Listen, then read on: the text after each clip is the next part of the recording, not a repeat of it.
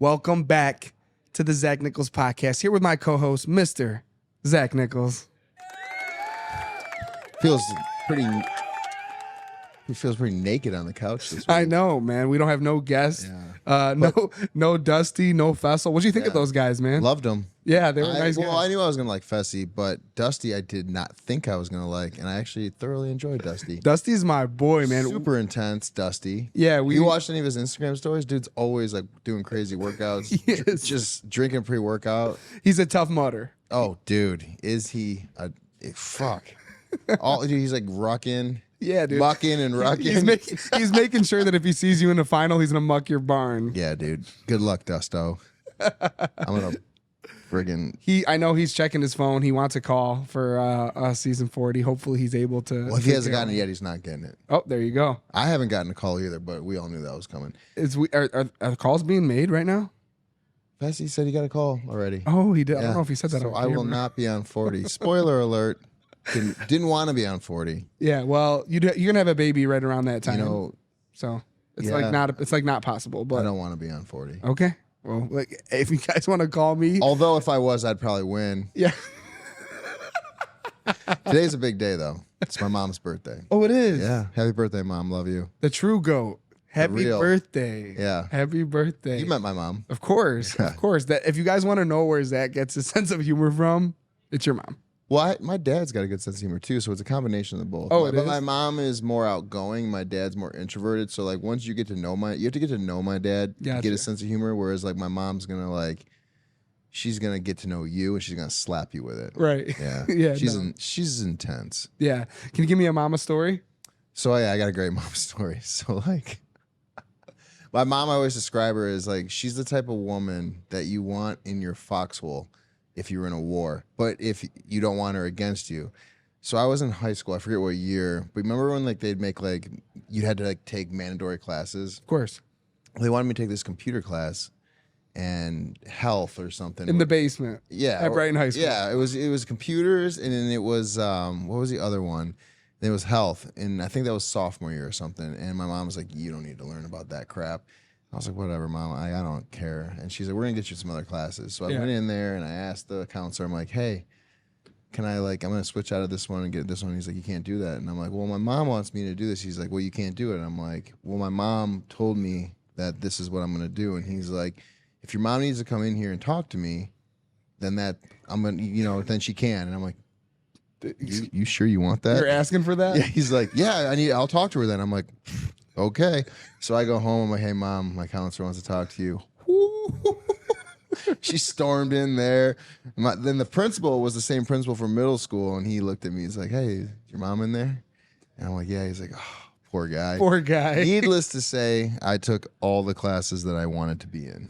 I believe it. I believe it. Mama knows best, man. She knows best. And she's going to choose her son's curriculum. She's not going to let the curriculum choose her son. I'll tell you that much. So. She's going to take charge in all situations. Happy birthday, Mom. Happy birthday, Mom. All right. So before we do get to the show, I do want to plug this book, which is The Bumblebee and Koala Pair, The Search for Syrup by Miss Tori Deal. Sounds like an acid trip. I'm sure it is. We do need to take mushrooms and read this book. No, this is a children's book. I'm super excited to have it, and we're going to keep it in this office. The only thing missing is an autograph from Miss Deal. So one day I'll get that. Make sure you guys go check that out. Okay? Cool. Woo! Congrats. Actually, it's funny. The last season I did, she was like reciting lines from that book. Yeah. Sounded like an acid trip then. Yeah. Still does. It still does. Well, I'm excited to go on that trip. I haven't been on one in quite a while. Those days are over for me. Yeah, long gone, right? My father. Yeah. You wouldn't do that. The only trips I go on are family trips. Yeah, exactly. Down to Myrtle Beach and it wasn't. It was the Outer Banks. Oh, the Outer Banks. Yeah, that's right. Sorry, South Carolina. That's all one. We're much less commercial than that. Yeah, yeah, got you. You guys are out in the boons. Okay, so let's get to the episode. It starts off with Chris coming back from his second elimination. They always have that corny scene where it's like, hey, good job. The best part is like when you go in a bunch of times, you come back, everyone cheers for you. But what they're really saying is, yeah, we're going to vote you in again, loser. Literally. Not that Chris is a loser. Not at all. but he's going to get voted in every time until the final. Yeah, and I would vote him into. Chris, don't feel bad. Welcome to your rookie season of the challenge. But it's his own fault. It is his own fault. So talk about that. Why do you think he's been getting voted in nonstop? Well, A, he's a rookie, and B, all the Survivor and Big Brother people didn't really band together and stick on get the challenge vets out, and they let the challenge vets kind of take control and make alliances with their people. And it's like, dude, you're the easy one. And also because he kind of had that one like Britney Spears moment where he freaked out when he was going in. And once you have a Britney Spears moment, you might as well shave your head because you're going in every time. For sure.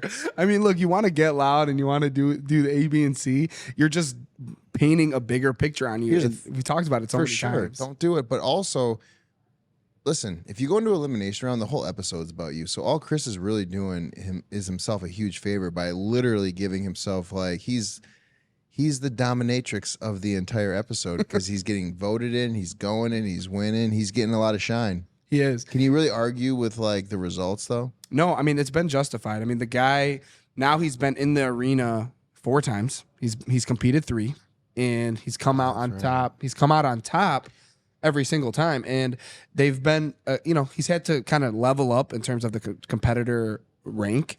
But I mean, you can't finish off any better than an elimination against the Elimination King himself and taking him out. But let's okay. It was he only beat him by 1 patch. It's true. So, but we don't know the timing. So like, they're in the same amount of time. Well, you're right, but like 1 patch. I mean, if he got 10 patches in 3 minutes versus 9 patches in 5, I mean, it's that. My point is, it could have been a lot worse. You're right, it 1 patch, but we don't know. We don't know. We're gonna get a Wes hater here. Well, I'm not a Wes hater. We'll talk. I want to. Wes today. Did you? Yeah. How was that conversation? I just said, hey man, come on the show. No, well, I would love Wes. Actually, I would love for Wes to come out here. I think he's expecting any week or day now. So once that happens and they settle down, I would love to have Wes out here. But I just texted him, I'm like, hey man, congratulations on an amazing career. You're one of the greatest. And then I sent him a picture of Anthony, who had just puked everywhere, and I said, this is what you have to look forward to. I'm sure he's super No, excited. actually, Anthony was choking on a fruit snack today, a green one, and I saved him. But after I knocked the fruit snack out, I misdoubtfired him, and then once that fruit snack came out, he started gagging, and I'm like, "What's going on?" He projectile vomited about 1.5 gallons of milk and cinnamon bun. Oh my gosh, that's disgusting. I have a picture of it. I'll send it to you so you guys can upload it. But sure. So then what I had to do was I had to throw him in the tub, had the baby napping, and I gave him a bath, and I cleaned up the mess. That's daddy mode. Jenna was working out at the gym. She texted me. She's like, do I need to come home? I said, no, enjoy your workout. And she said, I'll give him a bath when I get home. And I said, I'm a full functioning adult. Yeah. Laugh my ass off. Handled. Done. Absolutely handled. He's alive and well. I'm hoping. Oh, of course. I wouldn't be here if he wasn't. Actually, I would because I'm dead. No, I'm just kidding. I'm dedicated. You're dedicated. I'm so dedicated. Yeah, you're about the family. That's awesome. I'm glad he is in a great place in his family mode. But we will talk about his gameplay down the road. I want to get to it a little bit later. All right, we'll probably argue about that. But anyway, we definitely get back because I have a certain opinion on it. But yeah, so anyways, they get back, they start talking. Chris, obviously gets nominated for 3rd time. So he meets with the Survivor girls immediately, Desi, Michaela, Michelle, and Cassidy, and he kind of says in an interview that like winning an elimination did nothing for him. Everyone is still gonna vote him in, and that's just his fate for the rest of this season. In his interview, he kind of admits to betraying the Survivor crew, but like, I don't know what you can do to fix that at this point. Nothing. Literally nothing, right? Yeah, nothing. I see Michelle sitting there, and then a thought came to me, right? How shady is Michelle, though? That's my question. She's so shady. She's so shady. She's playing every angle of the house, screwing people over, and she's not even like, you know who she is? She's like the cross-country athlete that's like really good at endurance, but sucks at everything else. Yeah. Just like makes the team off cross country. Yeah, no, she won her letter. She got a letter in high school in cross country and academics. And that's it. That's it. She probably swam and was like honorable mention all conference, but no. Yeah, no. I can't jump, that's for sure. She was the first to give it a shot. Didn't go well for her. My question Might was, as well just stepped off. I kind of think that's what she did. Actually, Literally. she's like, I'm gonna just woo, 0 ups. 0 She's the definition of like when they say like white man can't jump, white girl cannot jump. at all. No. No springs. Here's my question: who's more protected in your opinion, Michelle or Josh? Because I haven't seen really any votes for either of them almost all season. That concludes the free preview of the Zach Nichols podcast. So go to Patreon and subscribe to see the rest of the shit that we talk. Go do it now.